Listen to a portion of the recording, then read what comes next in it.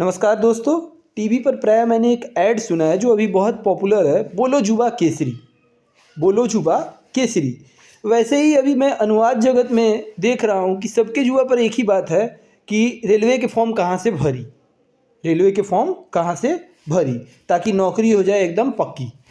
तो दोस्तों इसी पर चर्चा करने के लिए मैं आज एक वीडियो बना रहा हूँ जिसे सुनने के बाद आपकी नौकरी सच में पक्की हो जाएगी और आप लोग ध्यान से सुनिए और अंत तक बने रहिए। तो चलिए शुरू करते हैं आज की चर्चा।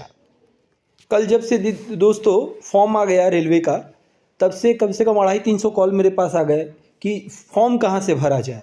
और पहली बार वो कैंडिडेट ज़्यादा इस चीज़ को लेकर आशंकित और आतंकित है कि कहीं 2-3 नंबर से ये इस जोन में अच्छा मिल जाएगा और दूसरे जोन में अगर 2-3 नंबर से कम में हो गया और वहाँ से हम नहीं भरे तो मेरा वहाँ से वैकेंसी कट ना जाए।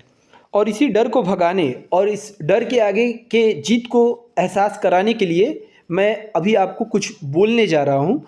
आप उसे बहुत ही ध्यान से सुनिएगा और फिर विचार कीजिएगा। तो दोस्तों पहले तो आप ये समझ लीजिए कि जिनका जॉब हो चुका है, ठीक है, जिनका जॉब हो चुका है वो अपने होम टाउन आने के लिए ये फॉर्म भरेंगे, ठीक है। उसके बाद एक दौर चलने लगता है, अरे नौकरी हो गया, दूसरों का नौकरी खा रहा है, ये हो रहा है, इससे कोई फ़र्क नहीं पड़ता है उनको, ठीक है। तो ये सब बोलना बंद कर दीजिए, ये दुनिया कंपटीशन का है, ठीक है। यहाँ पर सर्वाइवल ऑफ द फिटेस्ट चल रहा है। आप ये सब बोलकर अपना स्टेमिना डाउन मत कीजिए, दूसरा अपने दिमाग को डिस्टर्ब मत कीजिए। जिसको जो भी जॉब पाए हैं वो होम टाउन पे भरेंगे और उनका ये अधिकार है।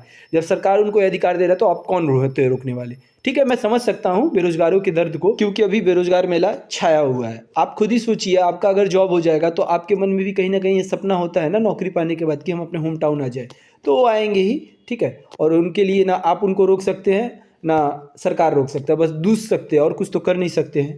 दोष दे सकते हैं, दूस सकते हैं, लेकिन इससे कुछ फ़ायदा नहीं है, छोड़ दीजिए उन्हें। अब बात आती है कि कौन सा ऐसा जोन होगा जहाँ पर वो लोग आकर अपना अधिकार लेंगे। तो उन पर अगर हम बात करें तो एक देख लीजिए आप, ये बंगाल में जो गौरीपुर और चापदानी का एरिया हुआ या जो भी हो, कलकत्ता का एरिया हुआ, यहाँ पे कट ऑफ हमेशा ही थोड़ा अधिक जाता है। तो ये जोन जो अपने विचार से देख लीजिएगा, क्योंकि यहाँ पे सब होम टाउन वाले आएंगे। दिल्ली साइड में भी आपको बहुत ज़्यादा अनुवादकों की संख्या मिलती है, वहाँ भी देख लीजिएगा, वहाँ पर भी ये चीज़ मिल सकता है आपको, ठीक है। दिल्ली में तो नहीं है कोई जोन, चंडीगढ़ में है जहाँ पर 20 वैकेंसी दिया हुआ है, तो वहाँ पर भी लोग मिलेंगे आपको। अब जैसे कि बात आता है कि राजस्थान हुआ, वहाँ अजमेर साइड, वहाँ भी हिंदी का अच्छा गढ़ है, ठीक है। वो एरिया जो दिल्ली के आसपास का है, वहाँ पर वैकेंसी है भी और वहाँ पर लोग जाएंगे भी। इसी तरह अगर हम बात करें कलकत्ता की, तो कलकत्ता के आसपास में भी इसी तरीके का आलम देखने को मिल सकता है। हालांकि पिछले बार उड़ीसा जोन में थोड़ा सा हल्का मिला था, ठीक है, खाली मिला था, बट इस बार आप इस उम्मीद में मत रहिएगा। कलकत्ता के आसपास जैसे कि पटना हुआ, भुवनेश्वर हुआ, और आसपास का जो भी है, यहाँ पर भी लोग कलकत्ता से निकलकर जाने की संभावना है। और पहले पटना में एकदम आज से 5 साल पहले एकदम ना के बराबर था अनुवादकों का जो संख्या था, बट अब अनुवादक यहाँ से भी जाएंगे और वहाँ से होम टाउन से भी आपको मिलेंगे। तो इस पर भी आप विचार कर सकते हैं, ठीक है। कहने का मतलब है कि कलकत्ता और दिल्ली, इसका जो आसपास का एरिया है, थोड़ा सा आप लोगों के लिए देख लीजिएगा, ठीक है।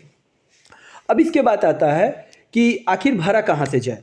तो मैं यही कहूँगा कि मुंबई एक जोन है जहाँ पर 13 और 17 सीट है, ठीक है। तो वहाँ पर आप ट्राई कर सकते हैं। वहाँ पे 2 जोन दिया, मुंबई का हेडक्वार्टर जो है 2 जोन का हेडक्वार्टर है, तो वहाँ पे 13 और 17 सीट है। तो उस हिसाब से आप देख लीजिएगा किस जोन में आपको बढ़िया होगा, वहाँ पे आप ट्राई कर सकते हैं। नॉर्थ इंडिया वाले जो भी हैं वहाँ पर जाकर देख सकते हैं। और सबसे इम्पॉर्टेंट है कि आप कहीं पर भी भरने जा रहे हैं, कोई भी जोन भरिए, ठीक है, तो आपको पहले ये देख लेना होगा कि आप किस कास्ट से बिलोंग कर रहे हैं। आप अनरिजर्व्ड हैं, SC ST है, और उसका सीट वहाँ पर है कि नहीं।